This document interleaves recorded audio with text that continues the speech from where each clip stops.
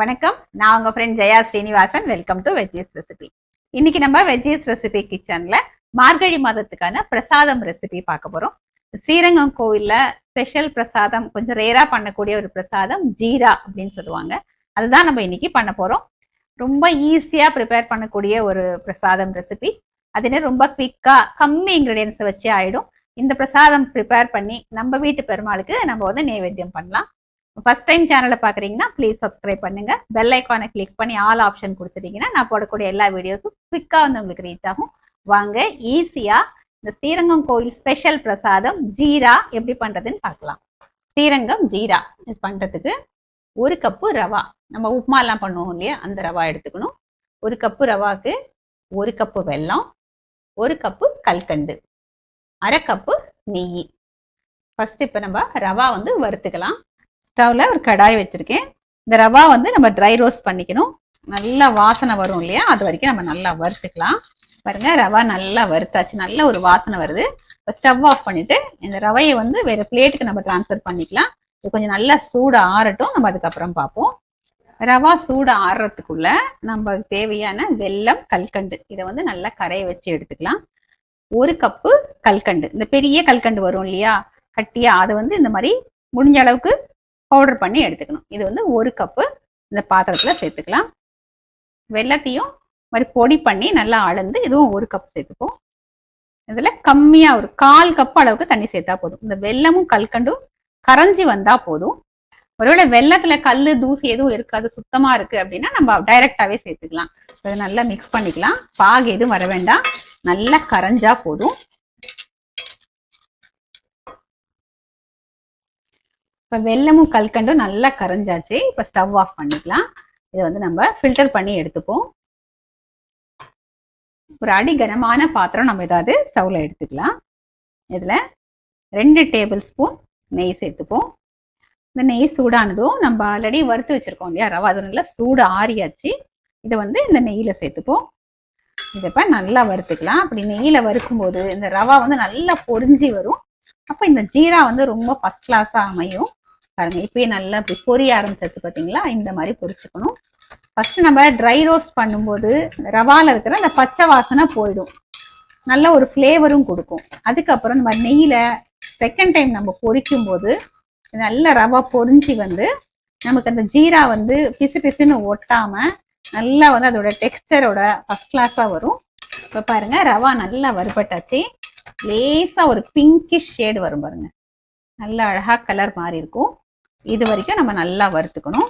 1 cup rava அப்படின்னா 2 cup தண்ணி. இதை நல்லா தளன்னு கொதிக்க வச்சு நம்ம வறுத்துட்டு இருக்கோம் இல்லையா, அந்த ரவால நம்ம விட்டுடணும். ஓரத்துல இருந்து விட்டீங்கன்னா ரொம்ப தெரிக்காம இருக்கும். சென்டர்ல விட்டீங்கன்னா தளன்னு தெரிச்சு மேலெல்லாம் சென்றும்.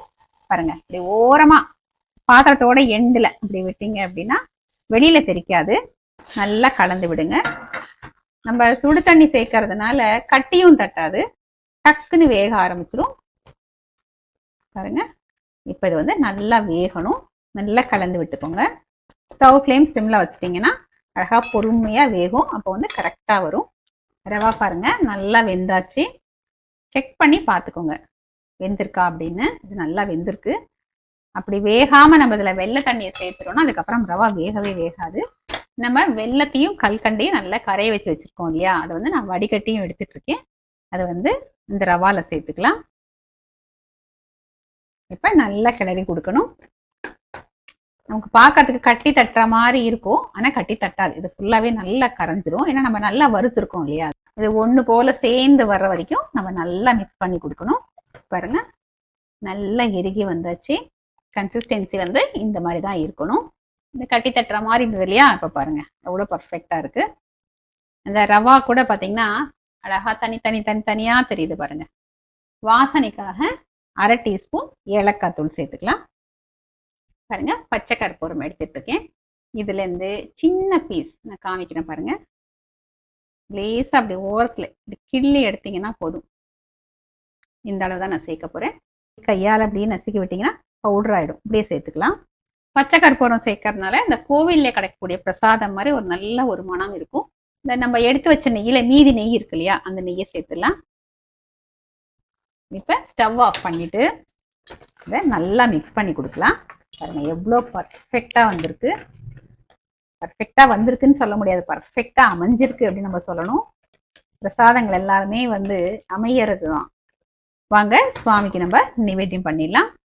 ஸ்ரீரங்கம் கோவில் ஸ்பெஷல் பிரசாதம் ஜீரா சுவாமிக்கு நைவேத்தியம் பண்ணியாச்சு. வாங்க பிரசாதம் எடுத்துக்கலாம். நெய் வாசனையோட ரொம்பவே பர்ஃபெக்டா அருமையா இருக்கும் இந்த பிரசாதம்.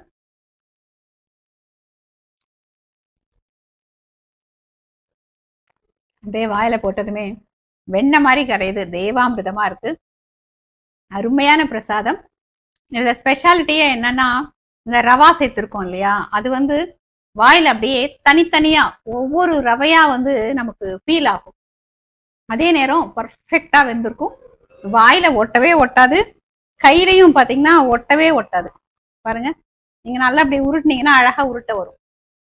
ஸ்வீட்டும் வந்து கரெக்டா இருக்கு. அந்த ஒரு கப்பு வெல்லம், ஒரு கப்பு கல்கண்டு பர்ஃபெக்டா இருக்கு. நெய்யும் வந்து கரெக்டா இருக்கு. ரவா வந்து நம்ம 2 தடவை கண்டிப்பா வறுக்கணும், அப்பதான் இந்த பிரசாதம் பர்ஃபெக்டா அமையும். ஃபர்ஸ்ட் வந்து நெய் எதுவும் சேர்க்காம ட்ரையா நல்லா வாசனை வர வரைக்கும் வறுத்துக்கணும். அப்படி வறுக்கிறதுனால இந்த ரவால இருக்கிற பச்சை வாசனை ஃபுல்லா போயிடும். அதுக்கப்புறம் நம்ம நெய்யில வறுக்கும் போது இந்த ரவா வந்து நெய்யில பொரியும். தனித்தனியா அப்படியே ஒவ்வொரு ரவையா வந்து நமக்கு சாப்பிடும் போது ஃபீல் ஆகும். பர்ஃபெக்டா அமையும். இதே மாதிரி இதே அளவுகளோட நீங்க இதை ப்ரிப்பேர் பண்ணி உங்க வீட்டுல சுவாமிக்கு நைவேத்தியம் பண்ணுங்க. எப்படி வந்ததுன்னு கமெண்ட்ல சொல்லுங்க. பிரசாதம் அப்படிங்கறதுனால கண்டிப்பா சூப்பரா அமையும். லைக் பண்ணுங்க, உங்க ஃப்ரெண்ட்ஸ் அண்ட் ஃபேமிலியோட ஷேர் பண்ணுங்க. புது ரெசிபியோட நாளைக்கு நான் உங்களை மீட் பண்றேன். தேங்க்ஸ் ஃபார் வாட்சிங்.